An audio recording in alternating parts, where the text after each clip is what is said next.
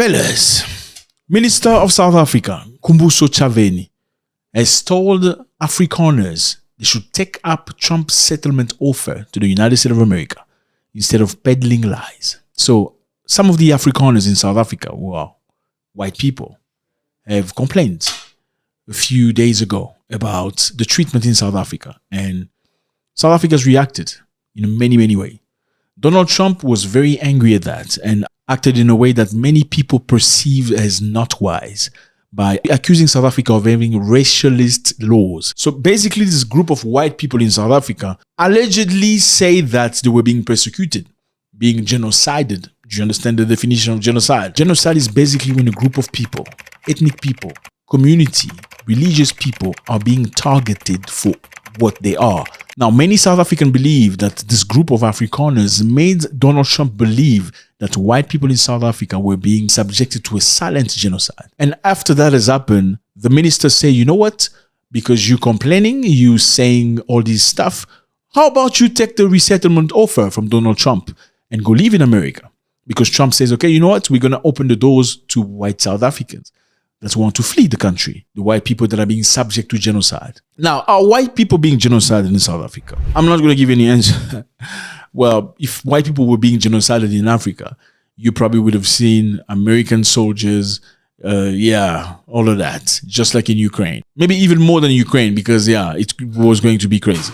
So the minister say, how about you go? This is an opportunity for you to go. They don't like South Africa so much. If they don't like what the efforts of government to redress the iniquities of the past, why don't they take up President Trump on his offer to resettle in the United States? I think we need to leave it there. So those who don't like what's happening in South Africa, there's an offer, and we must emphasize it's not all Afrikaners, it's not all white people. So it's important to clarify that these people that are being talked about here are called AfriForum.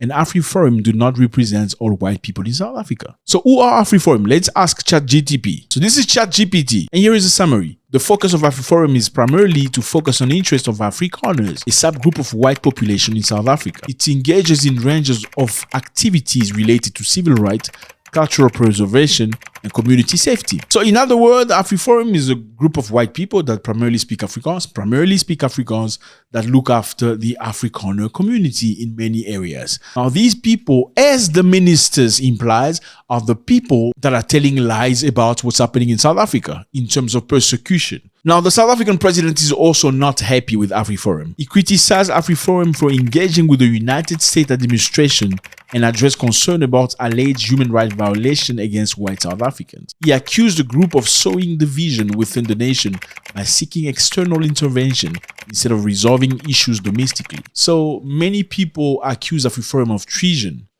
Like, how do you take a problem that's internal and take it to a foreign country hoping to get resolution from them? This doesn't sit right. And again, I need to say that many white people don't necessarily identify with AfriForum. We see people in government, whether that be Andile or Julius Malema, that fuels this racist rhetoric, and people can say, well, they are fringe figures. The fact is they are in government. Those are people duly elected into government, where Afrikaners have a very small voice, and things are being voiced on an institutional level through government institutions saying, kill these people. So that's what it is, fellas. The ministers say, okay, well, how about you go? Just take up Trump's, you're going to be farmers in America. You're going to ride horses in Texas and stuff like that. Or maybe in Pennsylvania. Okay, now we're going to Zimbabwe.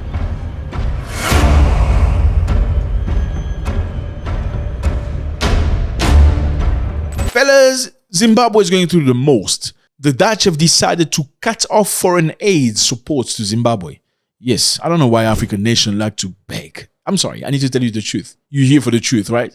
It's begging. Why do you need aid? Okay, let's get back on track. Zimbabwe non-governmental organizations rely on Dutch aid are set to suffer a huge blow following the Netherlands government's new policy to cut spending of $2.4 billion on development aid abroad. So basically what the Dutch people are trying to do, it's like what's happening in America. They want to do things that benefit the Dutch first, okay? Does this support our policy externally? The millions we're sending to you, how is it helping us? We're not going to do it anymore.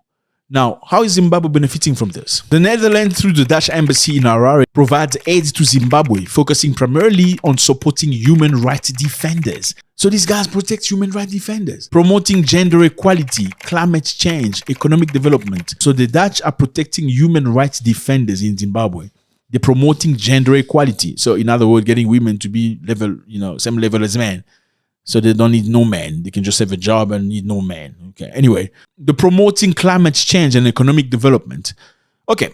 I hear all that. It sounds good. Let's just list some of the beneficiary, or maybe not. Zimbabwe Lawyers for Human Rights, which provide legal services for human rights defenders, Green Impact Center, Blowscope, and many more, and film production. So Zimbabwe gets money for film productions and lawyers and stuff like that. I mean, it sounds all good.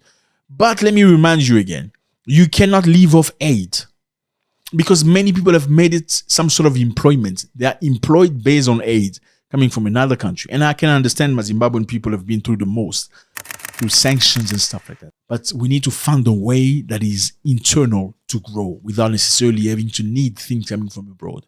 It is disrespectful for somebody to say, you know what, that stuff I used to give you, I'm not giving you anymore. It is disrespectful. They don't even check with you, like, are you going to need it?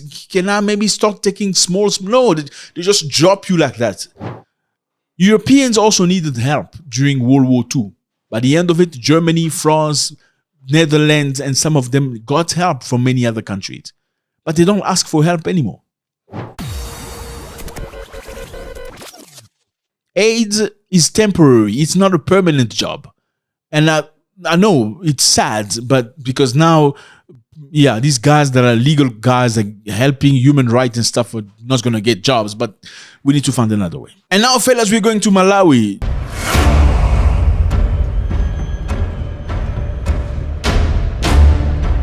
Okay, so Malawi is right here, not too far. Okay, great. So something very nice is happening in Malawi. Let's finish up with some good stories, okay?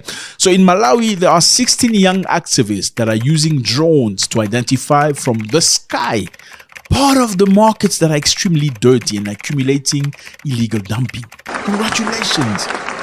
These are youngsters, young activists from 14-year-old to 25 years old. They're using drones. They will fly drones looking for markets to try to find places where dirt is accumulating and dump site. I'm sorry, but it's very nice. But I need to criticize. I'm going to criticize. Like, why African markets are dirty like that? I'm sorry, man. Yeah. Why? Have you ever seen an African market that's not dirty? Okay, maybe one, but in one country. But it's just sad. I like the culture. I like the setup. It's very, original. But why the dirt? Why the dump size? Why can't people just put things into boxes or sachet or keep it neat? I know some people will say, service delivery, the cleaners don't come on time. But then you need to organize and find a proper dump site where you can keep people, keep things together into sachets and boxes and then go throw them. So the reason why these people are doing this is to try to avoid proliferation of diseases such as cholera and stuff. Cholera is bad. I know there's some part of Ghana that had cholera lately. We need to create an Africa that's clean. We need to have markets that are livable, humanly, respectable. You can't just go in a corner and I'm sorry, I need to tell you the truth. If you've been to these African markets and spaces, people shit in corners and peas in. I need to tell you the truth. I'm sorry. Why are you going to get pissed off? I don't give a continental. I need to tell you the truth. How do we resolve this?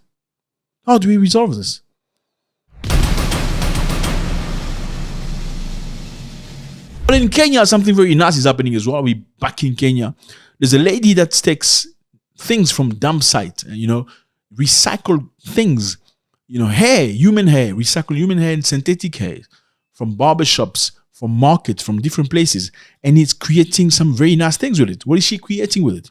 She's creating door mat. So mat for the doors, table mat for the table, and carpet with hair. Isn't that ingenious? Amazing. And she's reselling it between $5 to $20. This is Kenya, fellas. Imesaidia This job has helped all of us. The salon owners get to dispose of synthetic hair waste from their shops, and I profit by making doormats and selling them and get money. The environment also benefits because these wastes used to block drainage. And this is something I want many people in Southern Africa to learn, because a lot of people in Southern Africa don't know how to be hustlers. My South African people, I love you very much, but you're not hustlers like that. South African people, usually in South Africa, you can get a job. Okay, you get a job. A lot of people just want msebenzi. Yeah, yeah, it's good, it's nice. You have a job and stuff, but a job that's owned by who? The very same man you want to go to America. So if they go to America, how are you going to work? Question mark. You know what I'm saying? So you need to develop the hustling mentality. And I'm not saying you must go pick up the hair and be. That's not what I'm saying. But the hustling mentality that some other Africans do really well, we need to learn from each other, okay? When a South Africa does a job that's been given to them, sometimes many do them really, really nice, especially in offices. But if you can apply that in personal things, use the very same energy you spend for somebody else's business and do it for your own thing, for your own hustle, that would be amazing. Let me know how you feel about this, fellas. It was a great pleasure. We have this minister from SA that said to that specific group of Afrikaners to go to America if they pissed off. Then Cyril Ramaphosa that emphasized saying this is not good. And many South Africans believing this is treason. Do you think this is treason for people in the nation to go and complain to another country?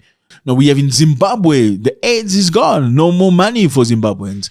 It's very sad. The country is going through the most. In Malawi, this very young group of young activists, 16 of them, flying drones to find a dump site. And the problem is, like I said earlier, we need to find cleanliness. It's sad. In black areas, I'm sorry, you need to hear the truth. And the truth you'll hear, I will bash everybody and tell you the truth. And tell you I love you, by the way. And congratulations to this lady from Kenya that's using this hustling. Sometimes when there's no jobs, there's no opportunities, you learn how to be a hustler. Yes. Congratulations. God bless.